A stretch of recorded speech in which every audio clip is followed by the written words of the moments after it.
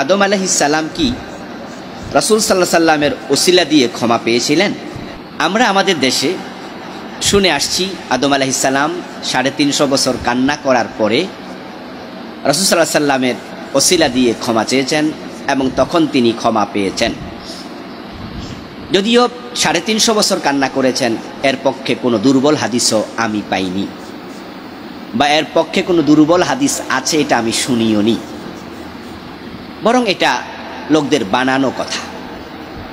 আদম আলাইহিস সালাম যখন ভুল করেছেন, উনার গায়ের পোশাক যখন খুলে পড়ে গেছে মা হাওয়া সহ, তখন তিনি সেখানে লজ্জিত হয়েছেন, ক্ষমা চেয়েছেন। উনি জানেন না যে ক্ষমা কিভাবে চাওয়া লাগে। যখন তারা ওই গাছের ফল খেলেন তখন তাদের পোশাক পরে গেল, তখন তারা দুজনে শর্মিন্দা হলেন, বুঝতে পারলেন যে শয়তান ধোঁকা দিয়ে ফেলেছে। আল্লাহ তাআলা এবার বলছেন কোরআন মাজিদে প্রসঙ্গে, ফাতালাক্কা আদামু মির রাব্বিহি কালিমাত, অতঃপর আদম আলাইহিস সালাম তার রবের পক্ষ থেকে তাওবা করার কিছু কালেমা পেলেন। কিভাবে ক্ষমা চাওয়া লাগে, তাওবা করা লাগে, কিছু কালেমা আল্লাহ নিজে নাজিল করলেন। ফাতাবা আলাইহি, সেই কালিমাগুলো পড়লেন, আল্লাহ তাকে ক্ষমা করে দিলেন। ওই কালেমা কি ছিল? অন্য আয়াত আল্লাহ তাআলা বলেছেন, ক্বালা রব্বানা যালামনা আনফুসানা ওয়া ইল্লাম তাগফির লানা ওয়া তারহামনা লানাকুনান্না মিনাল খাসিরিন। তারা দুজনে মিলে এই কালেমা পড়লেন। ফাতাবা আলাইহি, অতঃপর আল্লাহ তাদের ক্ষমা করে দিলেন। ইন্নাহু হুয়াত তাওয়াবুর রহিম, আল্লাহ অত্যন্ত ক্ষমাশীল এবং বড় দয়াদ্র। এখানে ফা শব্দটি এসেছে বারবার। ফাতালাক্কা আদামু মির রাব্বিহি কালিমাত, অপরাধ করার পরে দেরি হয় নাই। যখনই লজ্জাস্থান অনাবৃত হয়ে গেল, কাপড় গায়ের পোশাক খুলে গেল, কাপড় খুলে গেল, তখনই আল্লাহ তাদেরকে বুঝালেন, নাজিল করলেন যেভাবে ক্ষমা চাও।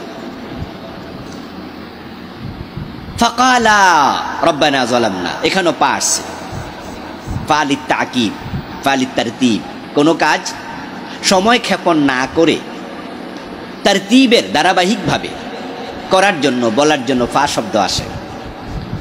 ফা শব্দটি হরফে আতফ 10টা, ওয়াও ফা সুম্মা হাত্তা ইম্মা আম্মা ইম্মা আম বাল্লা লাকিন আও, এই 10টা। এর মাঝে এক একটার এক এক অর্থ। ওয়াউলি জামঈ, ফালিল ফাউরি, সুম্মালিত তারাখি। যারা আপনারা আরবি গ্রামার পড়ছেন তারা এগুলো জানেন। ওয়াও আসে একত্রিত করার জন্য, পা আসে কোনো কাজ ধারাবাহিকভাবে কিছুক্ষণ পর হওয়ার জন্য, সুম্মা আসে আরও একটু দেরিতে হওয়ার জন্য। তো ফা শব্দটি আসছে একটি কাজ পরপর হবে, দেরি হবে না। যখনই কাপড় খুলে গেল, ফাতালাক্কা আদম মির রাব্বিহি কালিমাত, আদম রবের পক্ষ থেকে কালিমা পেয়ে গেলেন। ফাকালা রব্বানা যালামনা আনফুসানা, তাড়াতাড়ি বললেন, হে আল্লাহ, জুলুম করে ফেলেছি নফসের উপর, ক্ষমা করে দাও। ফাতাবা আলাইহি, অতঃপর এখানে আবার পা এসেছে, আল্লাহ ক্ষমা করে দিয়েছেন। তাহলে কোরআন দিয়ে বোঝা যায় 350 বছর লাগে নাই, আল্লাহ সেখানেই ক্ষমা করে দিয়েছেন। শুধু আল্লাহ তাআলা ক্ষমাই করেননি, বরং ফাকুলনা হবিতু মিনহা জামিআ, অতঃপর আমি তাদেরকে বলেছি এবার জান্নাত থেকে বেরিয়ে যাও। ফাইম্মা ইয়াতিয়ান্নাকুম মিন্নি হুদান ফামান তাবিআ হুদায়া ফালা খাউফুন আলাইহিম ওয়ালা হুম ইয়াহজানুন, অতঃপর তোমাদের কাছে দেরি হবে না, দুনিয়াতে চলে যাও, যাওয়ার পরে আমার পক্ষ থেকে গাইডেন্স যাবে, গাইড বুক যাবে, ওহী যাবে, অনুসরণ করলে আর চিন্তা নাই, টেনশন নাই। তাহলে বোঝা গেল তিনি ওহী পেয়েছেন দুনিয়াতে আসার পরপরই, ক্ষমাও পেয়েছেন জান্নাতে থাকতেই। তাহলে 350 বছর কানতে হবে কেন? দলিল কোথায়?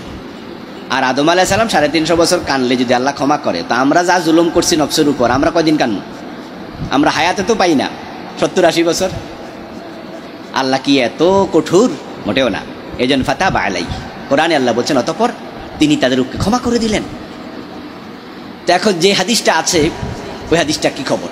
হ্যাঁ, একটা হাদিস আছে, লাম্মা ইকতারাফা আদামুল খাতিয়া ফাকালা আসআলুকা রব্বি বিহাক্কি মুহাম্মাদিন লামা গফারতালি, ফাকালা তাআলা কাইফা আরাফতা মুহাম্মাদ ওয়া লাম আখলুকহু, ক্বালা লাম্মা খালাকতানি বিয়াদিক ওয়া নাফাখতা ফিয়া মির রূহিক ফারাফা'তু রাসি ওয়ারাইতু আলা কাওয়াইমিল আরশি মাকতুবান লা ইলাহা ইল্লাল্লাহ মুহাম্মাদুর রাসূলুল্লাহ ফাআলিমতু ইন্নাকা লাম তুজিফ ইলা ইসমিকা ইল্লা হাব্বাল খালক ইলাইকা ক্বালা তাআলা সাদাকতা ইয়া আদম ফালাউলা মুহাম্মদ লামা খালাকতুক। এই যে লম্বা একটি হাদিস শোনালাম, এই হাদিসে পাওয়া যায় যে আদম গুনাহ করার পরে তিনি আল্লাহকে বলেছেন, আল্লাহ মুহাম্মাদের উসিলায় তুমি আমাকে ক্ষমা করে দাও। আল্লাহ প্রশ্ন করলেন, মুহাম্মদকে চিনলে কিভাবে?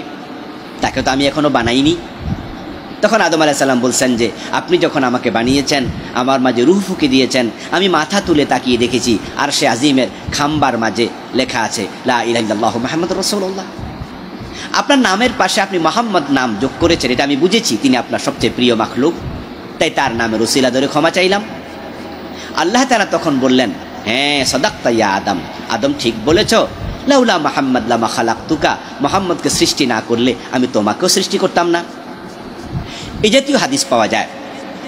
এখন এই হাদিসের ব্যাপারে আল্লামা শাওকানি বলেছেন এটা মাউদু, বিন বাজ রাহেমাহুল্লাহ বলেছেন হাদিসটি মাউজু, ইবনুল জাওজি রাহেমাহুল্লাহ বলেছেন হাদিসটি মাউজু, ইমাম আয-যাহাবী বলেছেন হাদিসটি মাউজু, ইবনু তাইমিয়া রাহেমাহুল্লাহ বলেছেন হাদিসটি মাউজু। এই জাতীয় অসংখ্য আলেম বলেছেন এই হাদিসটি জাল। কোরআনে আছে আল্লাহ তাৎক্ষণিক ক্ষমা করেছেন, এবং তিনি যে কালেমা দিয়েছেন সেটা ছিল রাব্বানা যালামনা আনফুসানা। তাহলে এই হাদিসটা কোরআনের এই আয়াতের বিপরীত হয়ে যায়। হাদিসের সনদ নিয়ে গবেষণা করে মুহাদ্দিসরা বলেছেন জাল। তবে ইমাম আল হাকিম উনি বলেছেন হাদিসটি সহিহ, কেউ কেউ বলেছেন জয়ীফ। এই জন্য কোনো কোনো আলেমী হাদিসটি দিয়ে দলিল দিয়ে থাকেন। তো ইমাম আল হাকিম রাহেমাহুল্লাহ উনি যে বললেন হাদিসটি সহিহ, আল্লাহ ভালো জানেন তিনি কিভাবে বলেছেন, উনার কাছে সহিহ মনে হয়েছে তাই তিনি বলেছেন। কিন্তু অন্য অন্য অসংখ্য আলেম বলছেন সহিহ তো নাই, জয়ীফও না, হাসানও না, বরং এটা মাউজু। আল্লাহ ভালো জানেন, জাস্ট আমরা যতটুকু জানি আপনাদেরকে অতটুকু জানালাম।